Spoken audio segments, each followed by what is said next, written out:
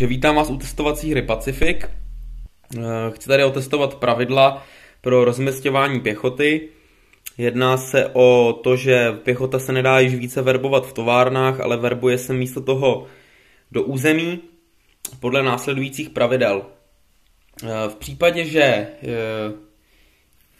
se na území nachází červené město, tak jsme schopni naverbovat plný počet pěchoty, jako je toto číslo, takže v tomto případě 8. V případě, že je to naše území, ale není tam červené město, tak se hodnota dělí 2, zaokrouhluje se dolů. A v případě, že je to obsazené území, ale není originálně naše, tak se hodnota dělí 3. To znamená, v případě Japonska se jedná o 8 pěšáků, Korea 3 děleno 2, 1,5, ale zaokrouhlujeme dolů, takže 1. A v případě Mančurie 1. Ještě jedna výhoda, pokud je to ostrov, tak se to v každém případě dělí 3, takže u Celebesu, Bornea, Jávy i Sumatry můžeme naverbovat každé kolo jednoho pěšáka. Ano, v případě dalších ostrovů je to opět děleno 3, Filipíny, červené město, takže hodnota bez změny. Uvidíme, jak to půjde. Tak, report po prvním kole s novými pravidly. Japonci provedli J1 attack, obsadili Filipíny, Borneo, Hongkong, zničili vlastně většinu havajské flotily. Tohle je nová flotila, která připlula z Ameriky. Podařilo se jim zabrat různé části Číny, tady už Číňané provedli protiútok. Australané se zatím zdrželi zde a nešli do žádných akcí, protože by je to stálo mnoho a zatím tedy nedošlo k implementaci pravidel podle mě moc důkladně. Uvidíme, co přinese příští kolo. Jenom jak upozornil, já jsem se tady ty Sověty nechal z důvodu, že na to se často zapomíná a už nám i mnohokrát to docela diametrálně otočilo hru, kdy tíhleti všichni pěšáci zaútočili sem nebo sem a poté udělali tak vlastně přistávací možnost pro americká letadla.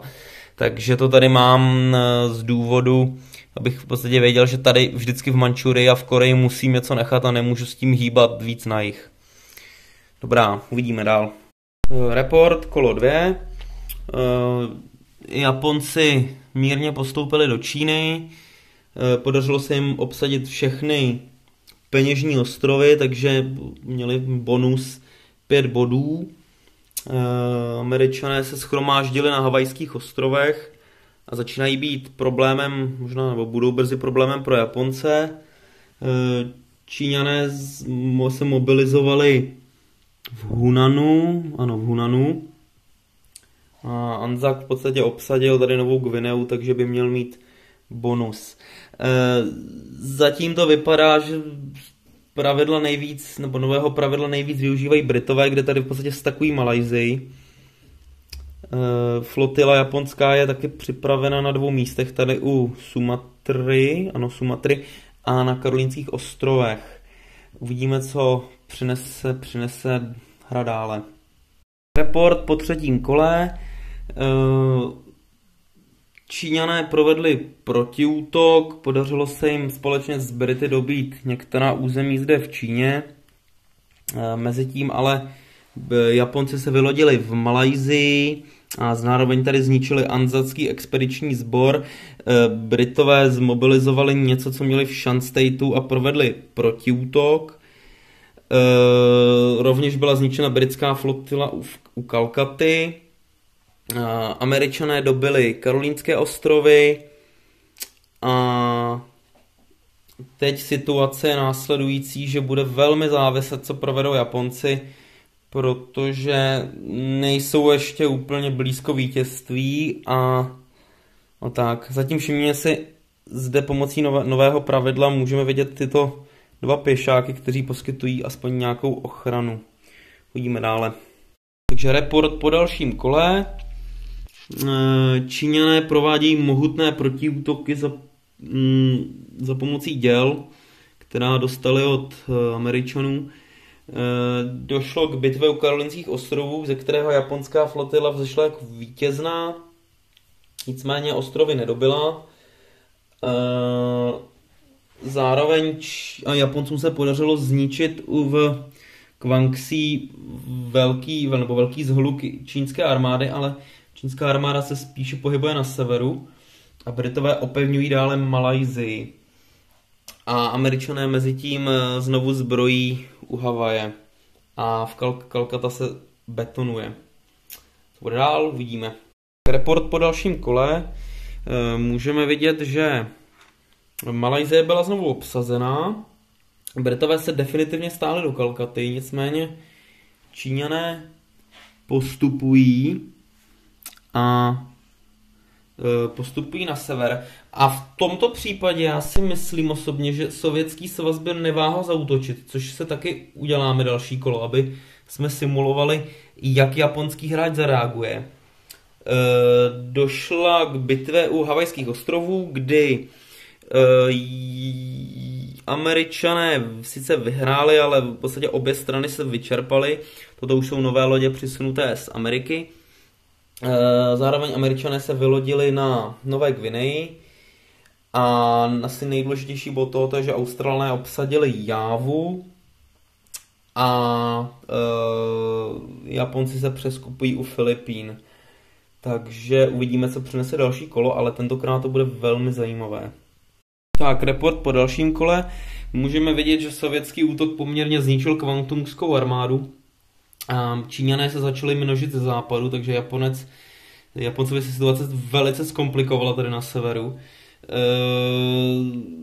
Tady momentálně se shromažďuje na Karolínských ostrovech americká flotila společně s pár anzackými letadly a ponorkou. Anzacká flotila ale byla zničena u Jávy.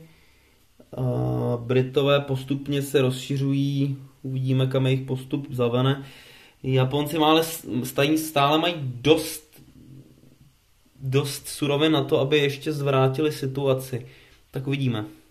Report další kolo. Japonci provedli riskantní útok, ale podařilo se jim dobít Kalkatu a následně po neúspěšném britském protiútoku tankovém z Britům v podstatě zbyly poslední jednotky v Malajsii, aspoň aby pomohli Anzaku v národních objektivech. Američané se shromáždili na Karolínských ostrovech. Sověti se mezi tím dále nahýbají z Koreji a zabetonovali se tam. A teď tedy velice závisí, co se stane dále, protože Japonci mají v podstatě západní frontu v podstatě volnou, takže můžou teď všechno vrhnout proti Američanům, Australanům a ten zbytek proti Číňanům. Report po dalším kole. Nejdůležitější událost, která se stala, byla mohutná bitva u Japonska, kdy Japoncům v podstatě zbylo pouze tohle. Po americké útoku a ještě anzackém otravování. Takže Japonci použili všech 6 kamikaze, v podstatě nebo Američani potopili Japoncům flotilu a výsadek v podstatě neuspěl velice těsně, takže teď Japonci jsou značně zpomalení. Navíc Korea, jak opět upozorňuji, opět funguje jako základna pro velice nepříjemné americké bombardéry, takže zde vidíme, že sovětská pomoc zde je velice významná. Navíc se zde soustředí další vyloďovací vlna.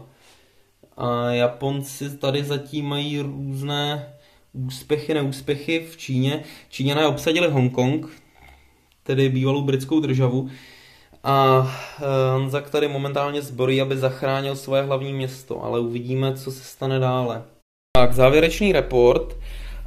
Z důvodu času jsem se rozhodl to ukončit. Když trošku zhodnotíme situaci, tak podívejme se zde dolů.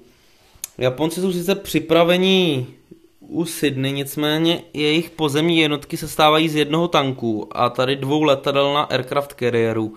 Takže v podstatě s tímto by Sydney nedobili, které může nadále stakovat. Nicméně Anzak samotný není v podstatě možný, nemůže v podstatě nic udělat. Je prostě zablokován tady minimálně na 3-4 kola.